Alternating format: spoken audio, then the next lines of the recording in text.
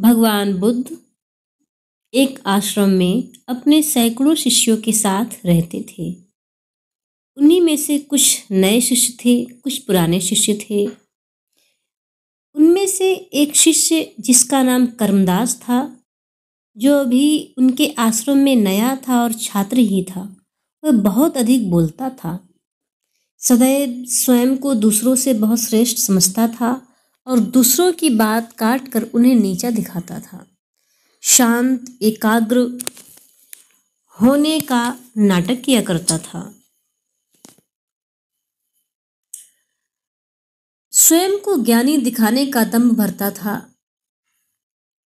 और आश्रम में शांत, एकाग्र होकर ज्ञान प्राप्त करने के बजाय हर समय बोलता रहता था। दिन भर इधर उधर की बातें किया करता था। भिक्षाटन के लिए भी जाता तो हर घर से एक नई कहानी लेकर आता और आश्रम के दूसरे शिष्यों को सुनाता। एक छात्र से दूसरे शिष्य की बुराई करता, चुगली करता और दूसरों के सामने अच्छा बनने का प्रयास करता। स्वयं को भगवान बुद्ध के सामने सबसे बुद्धिमान और उत्तम शिष्य साबित करने का प्रयास करता। यहाँ तक कि वह खुद भी सभी शिष्यों से स्वयं को अलग और श्रेष्ठ मानता था। उसका मानना था कि वह त्यागी है, इसलिए वह सर्वश्रेष्ठ है। वह ऐसा मानता क्योंकि अमीर घर से था, फिर भी आरामदायक और सुविधाओं से भरा जीवन छोड़कर सत्य की खोज में निकल पड़ा था। पर कहते हैं ना, किसी में कितनी भी बुराई हो पर कोई न कोई अच्छाई अवश्य होती है। कर्मदास में भी मेहनत करने की क्षमता थी। एक दिन गुरु ने आश्रम के सभी शिष्यों को बुलाकर कहा, आप सभी को अगले 1 माह के लिए कोई न कोई संकल्प लेना है। इससे आपकी संकल्प शक्ति मजबूत होगी और आप में अद्भुत शक्ति का संचार होगा। आप सभी अपने सामर्थ्य के अनुसार कोई सा संकल्प भी ले सकते हैं। 1 माह से पूर्व जिसका भी संकल्प टूट जाए, वह अपनी दिनचर्या में वापस आ जाए। सभी शिष्यों ने अपनी शक्ति के अनुसार छोटे बड़े संकल्प लिए और बुद्ध को अपने संकल्प के बारे में बताकर वहां से चले गए। लेकिन कर्मदास को यह बात अच्छी नहीं लगी। उसका मानना था कि संकल्प का अवसर केवल पुराने शिष्यों को क्यों मिला, नए शिष्यों को भी मिलना चाहिए था। बुद्ध मुस्कुराते हुए बोले, तो ठीक है, जिन भी शिष्यों को लगता है कि उनकी संकल्प शक्ति मजबूत है, वह भी 1 महीने के लिए संकल्प ले सकते हैं। कर्मदास स्वयं को सबसे अलग और बड़ा दिखाना चाहता था, इसलिए उसने भगवान बुद्ध से कहा, हे गुरुदेव, आप ही बताइए मुझे क्या संकल्प लेना चाहिए। तो बुद्ध ने कहा, मेरे पास एक सुझाव है। तुम अपने पुराने शिष्यों और मित्रों के पास से संकल्प के बारे में पता चल जाए जो तुम्हारे जीवन में कोई बहुत बड़ा परिवर्तन लेकर आए। बुद्ध की बात सुनकर वह अपने मित्रों से मिलकर वापस गुरु के पास आया और बोला, गुरुदेव, यहाँ मेरा कोई भला नहीं चाहता। ये लोग कहते हैं मौन रहने का संकल्प ले लो। बुद्ध ने पूछा, सबने यही कहा? तब कर्मदास ने हामी भरते हुए कहा, हाँ गुरुदेव, लगभग सबने यही कहा। तब बुद्ध ने पूछा, पुत्र कर्मदास, क्या तुम यह कर पाओगे? कर्मदास ने कहा, जी, इसमें कौन सी बड़ी बात है, यह तो मैं आराम से कर लूँगा। मैं इसी का संकल्प ले लेता हूँ आपके सामने गुरुदेव कि अब मैं आने वाले 1 महीने तक मौन रहूँगा। बुद्ध ने उसे संकल्प, मैं ही श्रेष्ठ हूँ, मेरा संकल्प तो पूरा भी हो जाएगा। देखते हैं कौन कौन से पुराने शिष्य इसको पूरा कर पाते हैं। यह सोचता हुआ वो मन ही मन बहुत प्रसन्न हो रहा था और अपने आश्रम की ओर चला गया। पहले तो उसे चुप रहना बहुत आसान लग रहा था, फिर उसने एक दिन जैसे तैसे चुप रहकर काट लिया। लेकिन दूसरे दिन उसके मन में न बोलने का बोझ बढ़ने लगा। तीसरे दिन उसे भारीपन महसूस होने लगा और चौथे दिन उसके अंदर एक अजीब सी बेचैनी होने लगी, क्योंकि आश्रम में सभी एक दूसरे से बात कर रहे थे। वह भी अपना पक्ष उनके सामने रखना चाहता था, उनकी बोलती बंद कर देना चाहता था, लेकिन उसका संकल्प उसके आगे आ रहा था। उसका सर फटा जा रहा था, उसका खाने पीने का मन नहीं कर रहा था, बस बोलना चाहता था। अपनी परेशानी का हल ढूंढने वह बुद्ध के पास पहुंचा।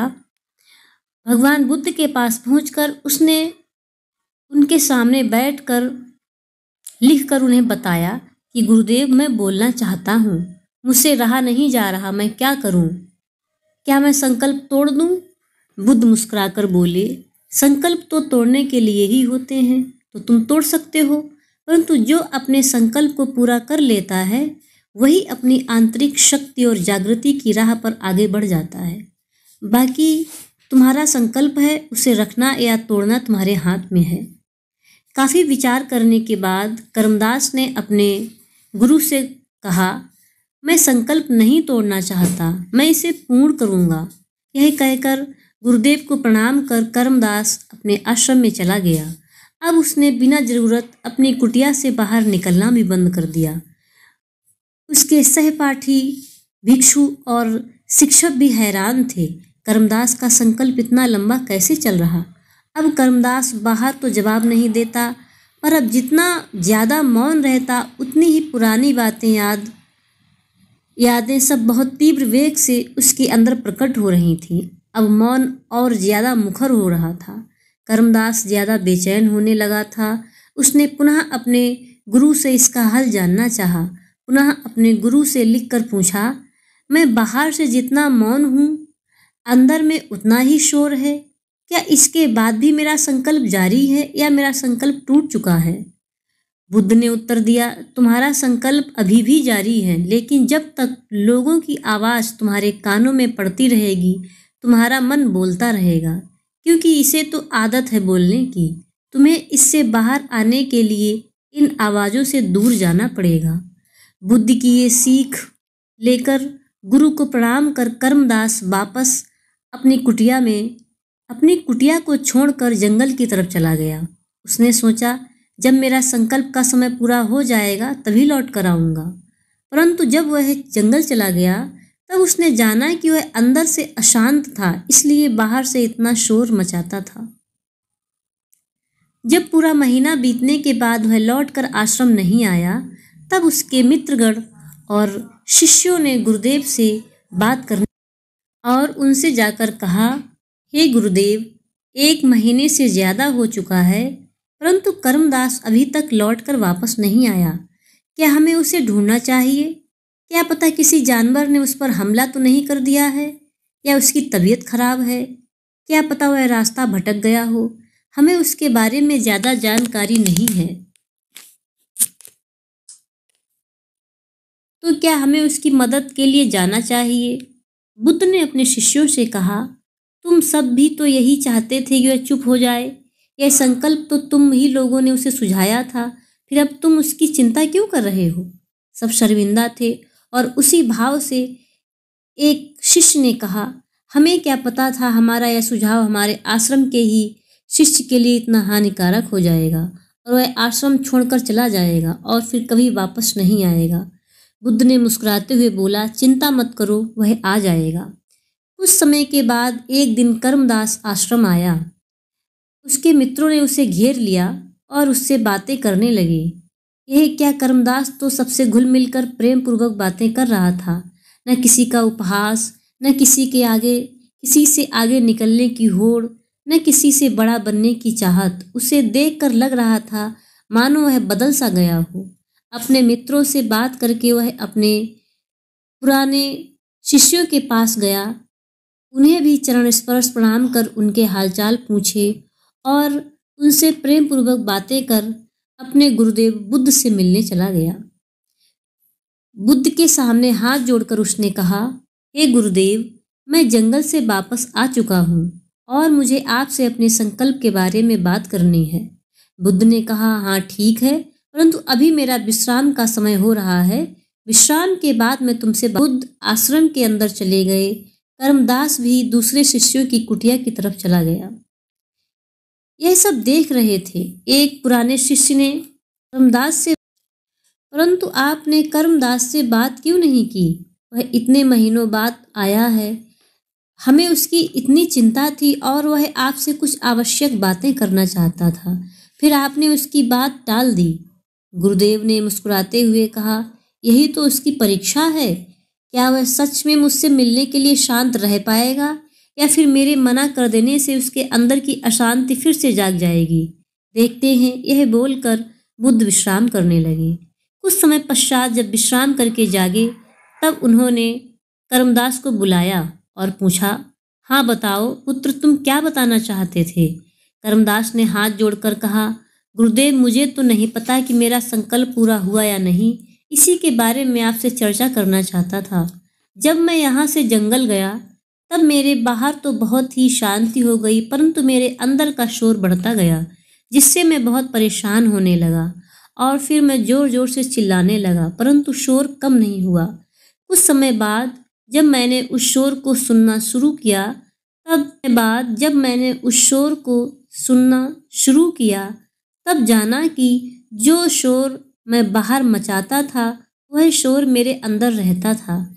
मेरे अंदर की कमियां, अज्ञानता और इनकी वजह से पनपी असुरक्षा की भावना ने मुझे अशांत कर दिया था।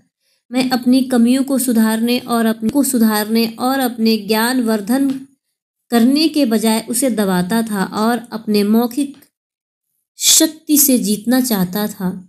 बातों के बल पर मैं सारी चीजें जीतना चाहता था। यही मेरी गलती थी। जब मैंने अपने अंदर के शोर को समझना शुरू किया और उसे शांत करना शुरू किया तब मैं समझ पाया कि ना मुझे मौन रहने की आवश्यकता है और ना ही मुझे वाचाल रहने की आवश्यकता है। मुझे केवल सम्यक रहने की आवश्यकता है। जितनी आवश्यकता है उतना ही बोलना चाहिए, अन्यथा चुप रहना चाहिए। अब आप मुझे बताएं, क्या मेरा संकल्प टूट गया है या मेरा संकल्प पूर्ण हुआ है।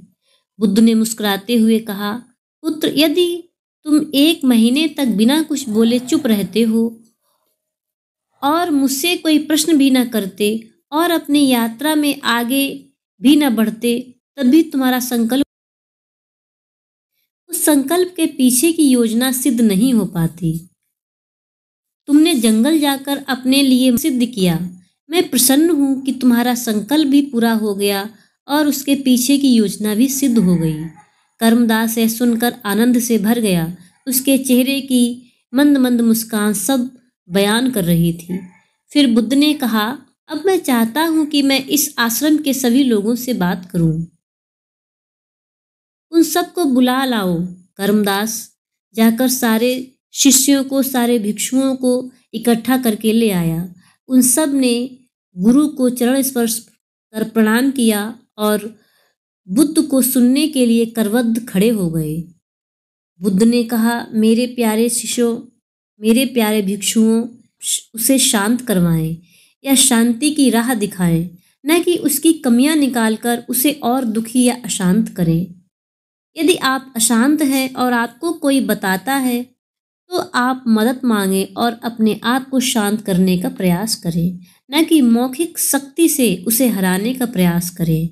किसी से परेशान होकर कोई ऐसा हल ना निकालें जो किसी के लिए हानिकारक सिद्ध हो जाए, क्योंकि बाद में इस पर आप ही को पछताना पड़ेगा। अपनी कमियों को छुपाने के लिए अपने मौखिक शक्ति का सहारा न लें, अपितु अपनी कमियों को सुधारें। वही आपकी शक्ति है। सभी को अपनी अपनी गलती समझ आई और सभी ने स्वयं को सुधार करने की स्वेच्छा बताई। इस कहानी से हमें ये शिक्षा मिलती है कि खुद की कमियों से मन अशांत होता है, जिससे हम गलत राह पर चलने लगते हैं। अहंकार की तृप्ति या स्वयं को बड़ा दिखाने के लिए ज्यादा बोलना, बहस करना रिश्तों को खराब करता है और आपकी असुरक्षा को दर्शाता है। हमें यथा आवश्यक कम बोलना चाहिए। हमें कम से कम बोलना चाहिए और स्वयं में सुधार